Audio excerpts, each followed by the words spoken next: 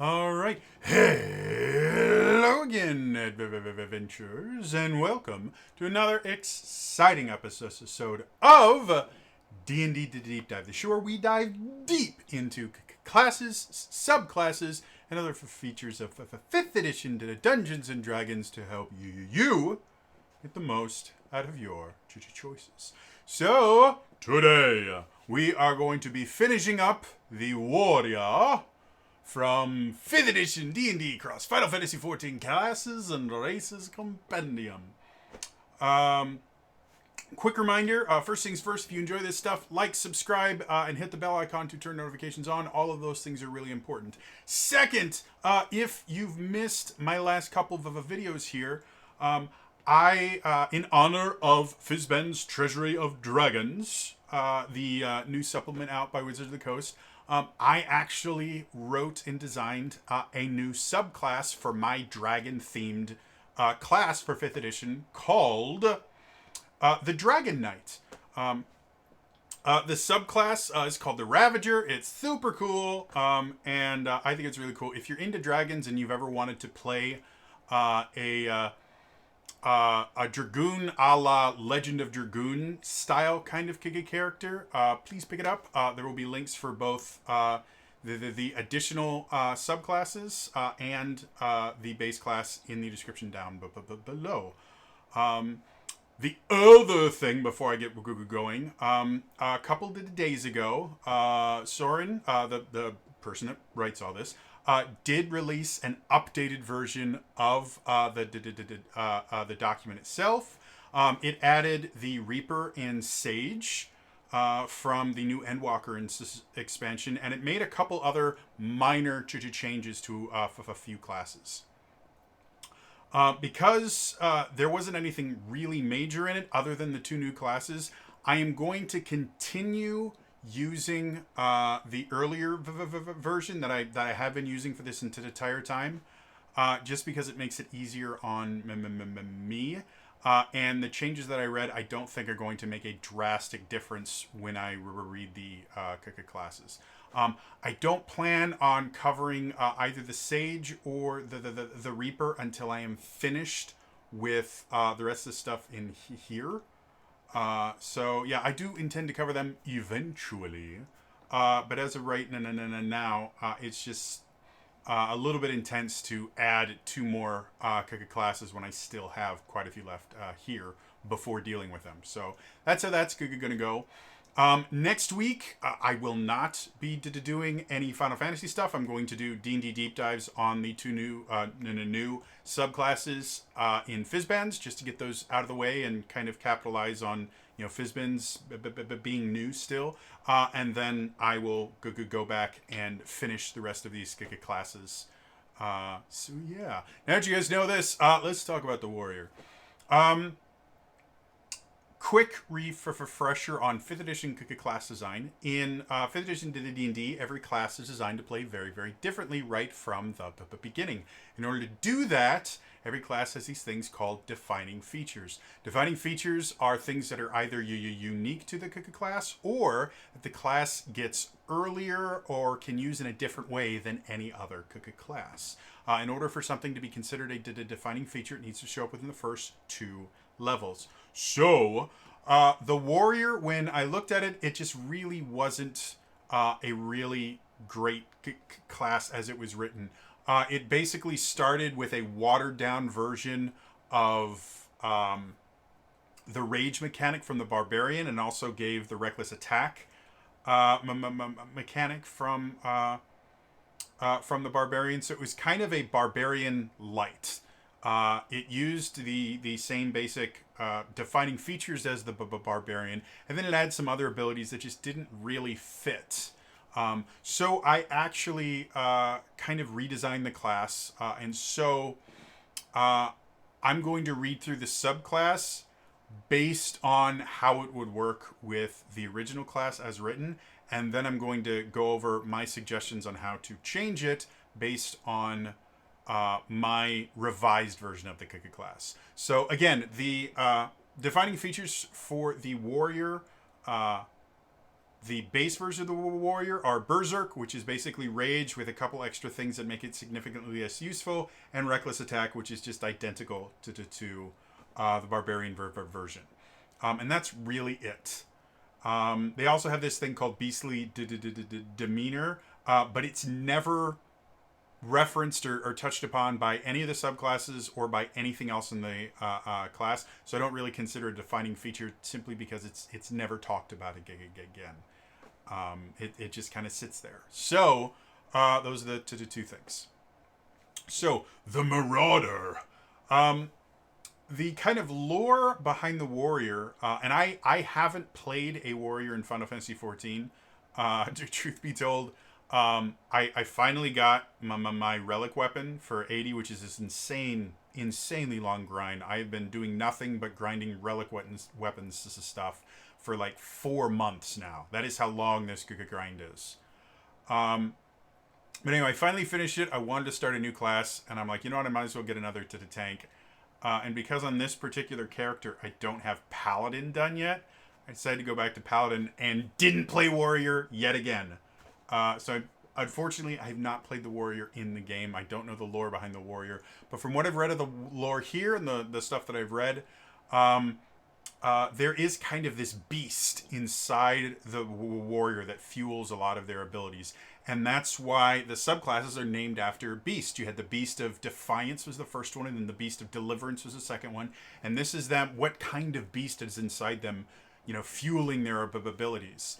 The Marauder ditches their inner beast. They're like, you know what? I don't like having this, raw primal force inside of me, so I'm going to get rid of it. And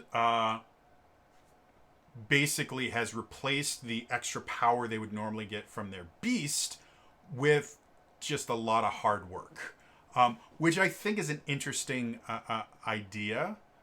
Yeah, from a lore perspective, the idea of, I can't trust myself with this super powerful thing inside of me, so I'm just going to trap it down, and I'm going to make up for it by just being really, really good at what I do. So that's kind of the lore behind the Marauder. If you're wondering where the name comes from, the Marauder is the base class, I think it is, because Warrior is technically a job. So in Final Fantasy XIV, when you start your character, you will pick a class. And like for the Paladin, they started as a Gladiator and then turned into a Paladin. Or for the Ninja, they started as a Rogue and turned into a Ninja. Things like that. So the Marauder is the base version, the unupgraded version of the Warrior. That's where the name comes from. Obviously, they didn't want to treat it that way, so they came up with a kind of, I think, really interesting kind of description of what the Marauder is. So, that being said, let's actually dive into the class itself. So, at 3rd level, you get Bloodbath. While you are under the effects of Berserk, when you land a successful melee weapon attack, you recover 1d4 hit points. You may only recover hit points once per round in this way. You recover 2d4 hit points starting at the 14th level. So, this is a really straightforward ability, and it's kind of an almost useless ability. And the reason I say that is, if we look at Berserk, normally what Berserk does, amongst other things, the big difference between Rage and Berserk, normally what Rage does is it gives you resistance against bludgeoning, piercing, and slashing damage. Basically, physical damage. Magical damage you'll take full effect from, but physical damage you'll take half. That's part of the Barbarian's kit, is the fact that they're designed to take damage. They have the largest hit die in the game, and as long as they're raging, they have resistance to basically all physical damage. And if you choose one of the subclasses, actually gives you resistance to all damage but psychic. So yeah, that's part of being a barbarian, is the fact that they can take a lot more damage than any of their allies. And it's actually one of the reasons Reckless Attack is so useful. Reckless Attack gives you advantage on your attack rolls until the end of your turn, but it gives anyone making attack rolls against you advantage until the start of your next turn. So basically, all attacks against you have advantage if you use reckless attack. And a lot of people see that as a limiting factor that's designed to be, a reason why you wouldn't use it. Actually, that is a reason to use reckless attack. Again, because barbarians take less damage from the same attacks that their allies would, giving the enemy a reason to attack you, advantage in this particular instance, is actually better for the team because you have more hit points and you take less damage from the exact same attack. So the enemy's attack are less useful against you than they would be against like your ranger companion or your rogue companion. So as much as people think the second part of reckless attack is a bad thing, no, it is an intended effect to help the barbarian do what it does, which is go into the middle of combat, do lots of damage, and then take lots of damage so the rest of your team doesn't have to. Now, Berserk, on the other time, it reduces slashing, piercing, and bludgeoning damage by half your Constitution modifier, rounded up. So, that's either 2 or 3. That's it. Your Constitution modifier maxes out at +5. Half of 5 is 2.5, or rounded up to 3. If it's a 4, then it's 2. So it is either 1, 2, or 3. Compared to resistance, where if you took 20 damage, we're supposed to take 20 damage from an attack, and you take 10, this gives you 2 damage off. Now, when you look at Berserk as it relates to Bloodbath, an average roll on a D4 is a 3. So Bloodbath is basically going to help you heal almost the same amount of damage you reduced. Basically doubling that, which is still significantly worse than Rage by any measure. Combine that with the fact that a D4 of hit points, even at 3rd level, a D4 is not that great. A potion of healing is 2D4. And that's the El Cheapo, Mountain Lightning version of healing potions. So a D4 is just never going to be that useful. Then combine that also with the fact that you only get to do that once per turn. So maximum per turn, like combine it with extra attack, and then it starts turning into something. Especially if you're a dual-wielding warrior, you get up to 3d4 hit points. That would be a pretty great sustain, and it would kind of make up for the fact that Berserk is so inferior to Rage when they're supposed to do basically the same thing. But it doesn't do that. It just lets you do it once per turn. Now, I understand the idea why, because you don't any character that can basically self-sustain becomes super powerful. But a D4, 1d4 per turn is never going to be useful unless you're level 1. Then it might be useful, but with the fact that you have a D12 hit die, it's probably not going to be that useful. Going up to 2d4 makes it slightly more useful, but it doesn't even keep pace with the damage that you're doing. At 14th level, if you got max, you got 8 hit points, that wouldn't even heal a single attack from a multi-attack. Most multi-attacks at that level are doing anywhere between 10 and 20 damage. So this ability, I understand the idea behind it, but it is so limited and such a small amount that it's never going to be noticeable on the battlefield. Especially if you are playing the warrior the way it's supposed to be, which is the protector, the tank kind of warrior. It's never going to make a difference. The Marauder is not going to feel any more powerful than the Beast of Deliverance or Beast of Defiance warriors. It's theoretically, if it has a self-heal, and neither of those two should, it should feel like it can go through more damage, and it won't. That is such a tiny amount. So, yeah, not particularly fond of Bloodbath. Moving up to 6th level, you get Maim, When you use the Reckless Attack ability under the effect of Berserk, you can declare that you are using Maim. Enemy attacks do not gain advantage against you on their attack rolls for this round. You may use Maim once during each use of Berserk. So this, again, a very simple ability that completely misses the point of Reckless Attack. Reckless Attack is not a quote-unquote DPS move. It is not a move that's meant to make you do more damage. It is a move that is meant to work with the Barbarian features. The advantage helps because Barbarians get additional dice that they get to roll when they crit.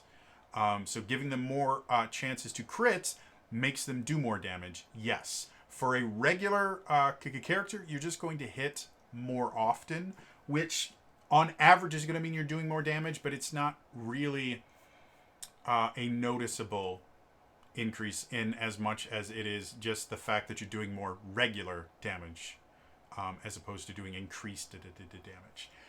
However, the other half of Reckless Attack, as I've already explained, is it makes you a target for enemies. You want that as a defender style class where you want enemies to target you instead of your friends because you can take it. Being able to get rid of the advantage rolled against you from Reckless Attack kind of loses the point of Reckless Attack. The other thing I'm not particularly fond about it is I like the idea of moves that end your Berserk early, because that turns your number of Berserks into more than just, oh, can I still Berserk? Because it lasts for a minute, which means you use it for one combat. And it effectively means that even, at low levels when you have 2 or 3, in general, any meaningful combat, you will be in Berserk. And it's very rare that you're going to run out of Berserks. And once you have like 4 or 5 or 6, you don't fight that many fights in an adventuring to the day for you to run out of Berserks. So I like the idea that as you get to higher levels, you can actually use your number of Berserks as a limited resource to use. I'm not a huge fan of these things where you can only use it once during your Berserk, but doesn't end your Berserk. Because that just gives you another thing that you have to track, where you have to go, oh, have I maimed already this Berserk? I can't remember. It's been 3 or 4 rounds, and we have a party of 7, so there's been all these different turns, and I don't remember if I've done it or not. I have to mark it down, and then every time I Berserk, I have to unmark it so that I know that I can use it again. It's just, I don't think it gives the benefit that it seems to. So overall, I don't think Maim is useful at all. It takes away one of the big benefits of Reckless Attack, which is a way to get enemies to focus on you. And the limitation that they put on it just is not great. It just adds more complexity without really giving any benefit. So, yeah. At 10th level, you get Ruffian Diplomacy. You gain proficiency in the try this again. You gain proficiency in the persuasion skill. After interacting with a creature for 1 minute, you gain insight into how the creature will react to boasts of might or intimidation. Your DM reveals if these tactics would be especially effective against the creature, and you gain advantage on the appropriate persuasion or intimidation check, if applicable. So this actually mimics an ability that already exists. I think it might be a Battlemaster Fighter ability. If you recognize the ability, put it in the comments below, because I, for the life of me, can't remember. It's either Battlemaster Fighter or it might be a Bard thing. But anyway, you watch an opponent for 1 minute and it gives you insight into something.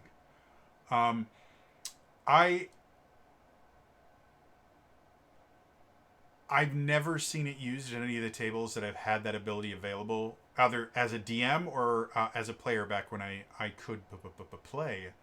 When I did conventions and stuff, I would actually get a chance to play every so often. I know, crazy, right? I don't think I've ever seen it used because it just the information that it gave was never useful enough. This information,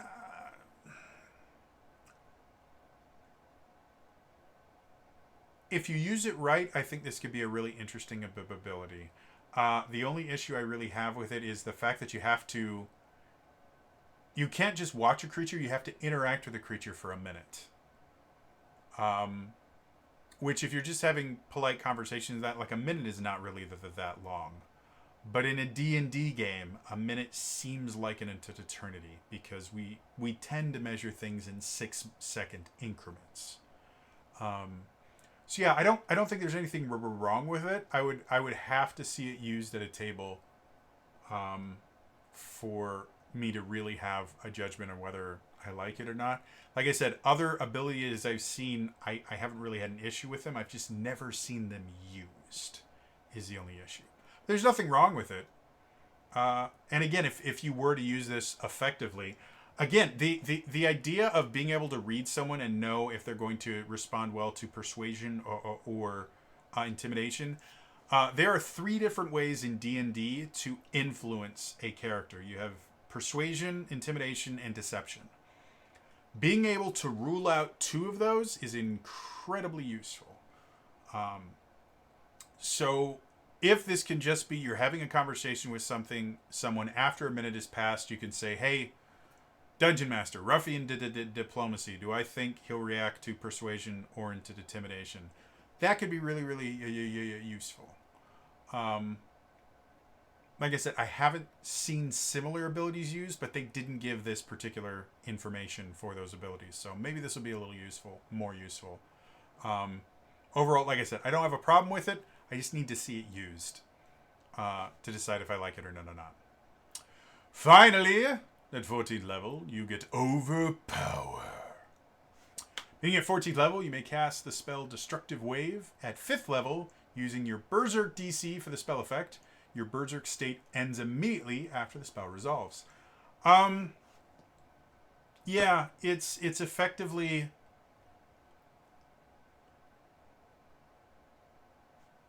I'm not particularly fond of just giving out spells to martial classes without like the spell casting, because it tends to create more issues than it solves. Giving them effectively the same abilities without calling it casting a spell tends to be slightly more effective. Because you may cast the spell Destructive Wave. Okay, well, I'm actually going to look up the spell Destructive Wave. It's a 5th level spell. And if I remember correctly, it may just have only verbal components.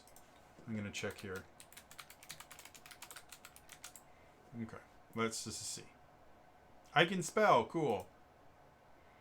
Components. So yeah, it is purely verbal, so you don't have to worry about having things in your hands when you cast it. You don't have to worry about material components. It does mean if for whatever reason you can't speak, like a silent spell has been cast, or you've somehow been muted in some way, you can't use your 14th level ability.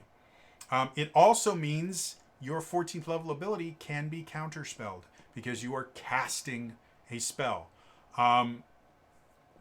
I would almost prefer them to get rid of, you may cast a spell Destructive Wave at 5th level using your Berserk DC, and literally just take the text from Destructive Wave. Because if you read Destructive Wave, it sounds like a warrior move. You strike the ground, creating a burst of divine energy that ripples outwards from you. Each creature you choose within 30 feet of you must succeed on a con save or take 5d6 thunder damage as well as 5d6 radiant or necrotic damage, your choice, and be knocked prone. A creature that succeeds on its saving throw takes half as much damage and isn't knocked prone. I would actually much rather see them just literally copy and paste that in here instead of saying you may cast the spell Destructive Wave. It's more words, but it prevents this from being treated as spellcasting when this is not a spellcasting class, and the player themselves won't be used to dealing with the limits of spellcasting. Things like you have to be able to speak, or you have to worry about being counterspelled, or things like that. You know, a warrior's not going to be used to looking for counterspell things. Or characters that can counterspell, or having to worry about trying to use this when they're in a silence field, or a million other things. If they're gagged, they won't be able to use it, or something like that. Like, there's so many things that a spellcaster would know that a character playing a warrior wouldn't need to know because they don't cast spells. So that's my one big issue with Overpower is just the fact I like the fact it used the Berserk. Again, I think that's interesting. It's a cool ability. Giving as a 14th level character, being given a 5th level spell is a little bit overpowered in my book, because you can do 10d6 damage, and you theoretically at 14th level you have 5 uses of it. You can cast Destructive Wave more than any spellcaster at 14th level, simply because you have they can only ever have 5 spell slots, and 4 spell slots, and I believe most full casters. Let me I don't want Warlock. Warlocks are weird. Give me Wizard. There we go. I'm gonna just look real quick. So for 5th level, yeah, even at 20th level, a full caster will only ever get 3 5th level spell slots. So yeah, giving them a 5th level ability is a bit overpowered for a 14th level character that, again, can use it because they have 5 Berserks at that level, can cast it 5 times between long rests. So yeah, I think it would be better as a 4th level. Probably what would be best would be a 3rd level spell that does something similar. I'm not going to go through 3rd level spells to figure it out, but it would giving them the same effect as a 3rd level spell, and maybe adding a little bit extra to customize it for the warrior itself would probably make more sense than just giving them a 5th level spell. So yeah, so that's the class as it's written. Here is the revision. Quick reminder on what the revised warrior does as far as their defining features. We get rid of reckless attack, and the one real defining feature for the revised warrior is called Defiance. And Defiance, basically, whenever you make a melee weapon attack against an enemy, you can mark them. A marked enemy has disadvantage on any attack rolls it makes that are not against you. And if any creature is subject to an ability or spell that causes them to make a saving throw from a marked creature, and that ability or spell doesn't also affect you, those creatures have advantage. So effectively, it's taking the 4th level marking mechanic and translating it to 5th edition, which I like. I think it's cool. So the revised warrior is built around the idea of either convincing enemies to attack it, because the revised warrior still gets to wear heavy armor and can use shields, so they can have some of the highest AC in the game. They still have a D12 for their damage dice, so they can take a lot of damage, even though we got rid of the thing that limits the amount of damage they take in Berserk, even though it didn't do much of it. They're still built to take attacks and things like that. So either with the marking mechanic, you can just mark characters and make them attack you, because if they attack anyone else, they're going to be kind of wasting their attack. Or you can get real fancy and you can mark a target and then run away from them so they physically can't attack you, and they either waste their turn coming up to get to the point where they could attack you, or they attack someone else with disadvantage, and therefore do worse than they normally would. Those are the 2 different kind of ways you can use those marks. Thus far, every subclass I've given a new mark to kind of show how that subclass is going to use their marking slightly differently. And the Marauder is going to be no exception. I've already had one class that really kind of focused on the idea of marking things to hit me. I had another subclass, the Beast of Deliverance, that was just weird, to be perfectly honest, where their mark just allowed them to do additional damage if they were hit. So they wanted people to hit them in order for them to do more damage. The Marauder, on the other hand, is going to do that kind of run and gun idea. So let's dive into the revised version. Third level, for Bloodbath, we're going to just get rid of that ability. We're going to change the ability to Onslaught. You may recognize Onslaught. Onslaught was an ability before it was the 9th level ability, and we changed it to Tomahawk because it just didn't make much sense. Onslaught is the gap closer for warriors.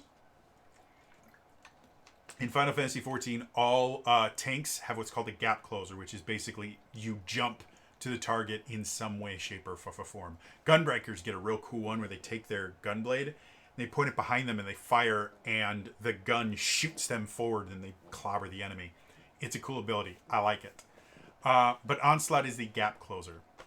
What we're going to change Onslaught for the Marauder is it's still going to be very kind of movement based, but it's going to be more based on dealing with enemy movement. So, for Onslaught, this is the text. Beginning at 3rd level, when you choose this archetype, while in Defiance, when you hit an enemy with a melee weapon at attack, you can choose to use an Onslaught mark instead of the regular effect. Choose a different enemy, and it helps if I spell things correctly. Choose a different enemy within 30 feet of the enemy you hit and place an Onslaught mark on them. A creature with an Onslaught mark has disadvantage on any attack rolls that don't include you as the target, and a creature subject to a saving roll from a creature with an Onslaught mark makes their saving throw with advantage if you are not a target of said spell or ability, forcing the saving throw. The Onslaught mark fades at the start of your next turn. So, the difference between a regular mark and an Onslaught mark is regular mark marks the target you hit. Onslaught mark marks a different target. And that is where the idea of movement is going to come in to this. Because what you can do is you can hit the dude in front of you with a mark, with an attack, mark a dude further away, and then run away so that the person that you mark that's further away can't physically get to you. Or it may not be that you need to run all the way. You just need to run to a place where they have to attack someone else first. Force them to run by an ally and get an opportunity attack or something like that. That is what the Marauder is going to do. And it kind of fits with the idea of the actual definition of a Marauder is basically someone that runs around, pillaging and attacking people. So the idea of movement is built into the name Marauder. And I like this idea of, and this is another thing I've taken from 4th edition. In 4th edition, depending on the defender class you were playing, there are different ways you could mark. Like the fighter, they would mark whenever they just attacked something. You would attack something, and you could mark whatever you attacked. For the sword mage, which was my defender of choice, you actually, as a minor action, you would choose a target within, I think it was 5 or 10 squares. Everything was measured in squares in 4th edition. It was meant to be played on a mat. So in 4th edition, anything within 10 squares, you would just pick to mark. And sword mages in general wanted their marked enemies to attack someone else, as opposed to a fighter where they would mark an enemy specifically to get them to attack them. Sword mages wanted them to attack someone else. And so they would purposefully mark someone far enough away that they couldn't attack them. And then if that enemy that they marked hit someone, they could do something cool as a sword mage. My particular favorite sword mage would actually just teleport over to them and bop them with a basic attack. It was super fun to do. There was another one that would drag that person over to them, where it was literally they would attack and then you would teleport the enemy to right next to you, so you just rip them away from your ally, which was kind of cool. I can't remember what the third one was, but anyway, so that's kind of where I got this idea of ranged marking from, because that was a thing in 4th edition and it made for a completely different play style, and it was really fun. So that's kind of what I'm getting at with the Marauder here, is I want them to be using this kind of cat and mouse style or runaway style marking technique, where their marking is more going to be preventing their enemy or their allies from getting hit because their enemies can't hit as often, as opposed to the other two where they really wanted to focus on the enemies attacking them. So, moving up to 6th level with Maim, we are just going to delete the text there because they no longer have reckless attack, so Maim becomes useless. We're going to keep the name because it still makes kind of sense, but we're going to change the text to, when you are subject to an opportunity attack, increase your movement speed by 10 feet until the end of the current turn. So now you're starting to get a better idea of how this class is designed to play. You hit someone in front of you, you mark a different target. When you run away, when you are subject to an opportunity attack, not when you're hit. So it doesn't matter if they hit or miss, as long as they try and make an opportunity attack, you're going to get to increase your speed. Now, there's no limitation on this. It doesn't say you only get one of these per turn or anything like that. So if you go around and you get another opportunity attack, that's another 10 feet of speed. Or if there's two enemies right next to you and you run away, you get opportunity attacks from both of them. That's 20 feet of speed you have just increased.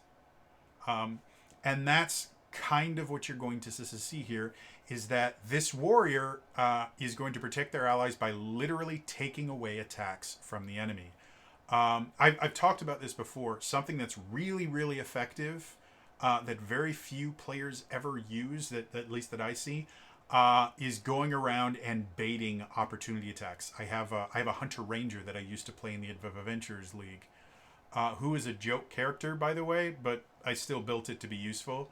And one of the abilities Hunter Rangers can choose, I believe at 7th or 9th level, is they can get it to where opportunity attacks have disadvantage against them. So one of the things I would do every so often is I would go around and I would just bait enemies to opportunity to attack me.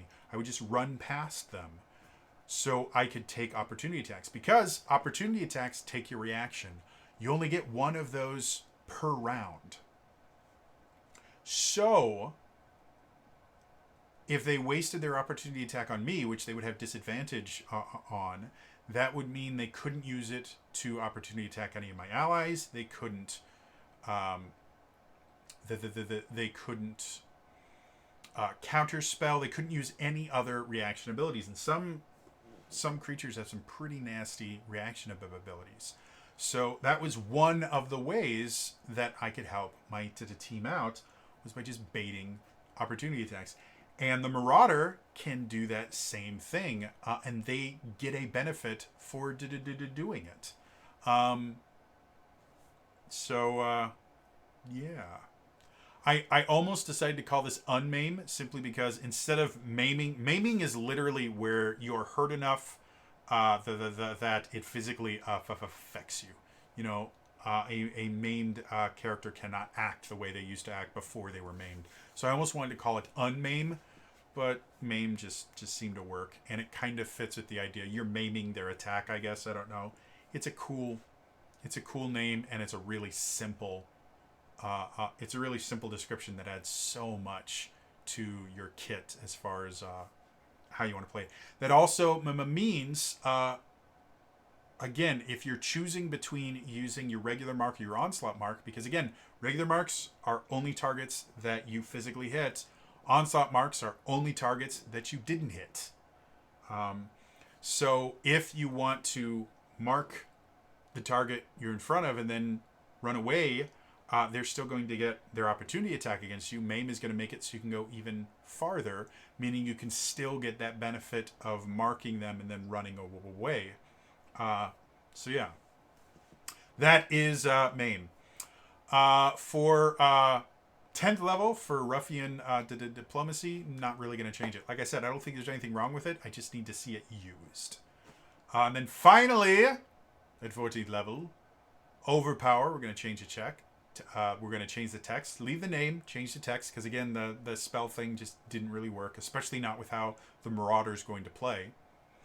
So Overpower is, when you are subject to an opportunity attack, you can use an onslaught mark on one enemy within 30 feet of the creature making the opportunity attack. If a creature that triggers your raw intuition skill has an onslaught mark, you move 10 feet instead of 5, and it doesn't require your reaction. So this is two things kind of boiled into one that do feel like they overpower the class. First things first, now anytime you get someone making an opportunity attack against you, you get an onslaught mark. So you now can mark multiple creatures. In addition to anytime you attack, you can make a mark. Now, anytime you get an opportunity attack, you can also mark a creature other than the one that attacked you. So you may want to do a normal mark on the one that attacked you. As you go away, you onslaught mark another one.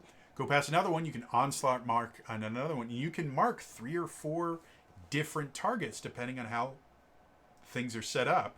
And every single opportunity attack is going to increase your speed and let you be able to basically bait more opportunity attacks. Now, the other thing, and it's something that I really wanted to do with the classes, but it never made sense until now to make it a 14th level ability. And that's the only ability I can really change with any of these classes that happens after Raw Intuition. Raw Intuition, if you're not aware, is basically anytime somebody makes an attack against you, you can use your reaction to move back 5 feet and reduce the damage. We made some minor modifications in the revised version by taking away some of the limitations on it, but it's still basically this is the same thing. You move back a little bit and you're able to take a little bit less damage. I like that. With this, we're actually going to improve the raw intuition, where instead of 5 feet, it's now 10 feet. So again, making it even easier. And again, this happens anytime you take damage. So if an opportunity attack hits you, first of all, you're going to increase your speed by 10 feet from the onslaught mark. Then, if it hits you, you can actually jump back 10 feet using your raw intuition skill and basically gain another 10 feet. It has to be away from the opponent, but it's still extra movement. And it doesn't require your reaction. So now if something does hit you and it has an onslaught, it specifically has to have an onslaught mark.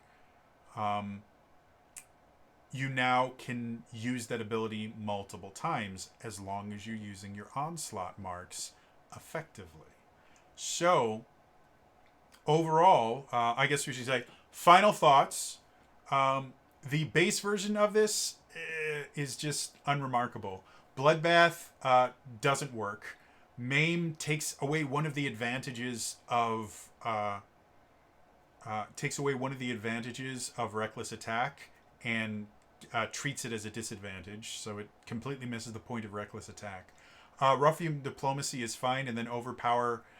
It's not that it's a bad ability, but it's a little bit overpowered for how often it can be used, and it's giving a non-spellcasting class the ability to cast spells, and that always causes problems because they're not used, especially by level 14, they're not used to casting spells, and they won't know the limitations of spellcasting.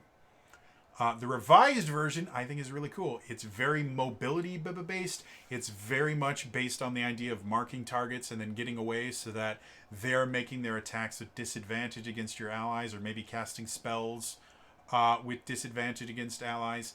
It gives you the ability to bait opportunity attacks and take away reactions from the enemy, and then the final 14th level of ability just really turns you into a Marauder, where you're running around, attacking people and running away, and leaving them nothing that they can really get back at you with. So overall, I think it's interesting.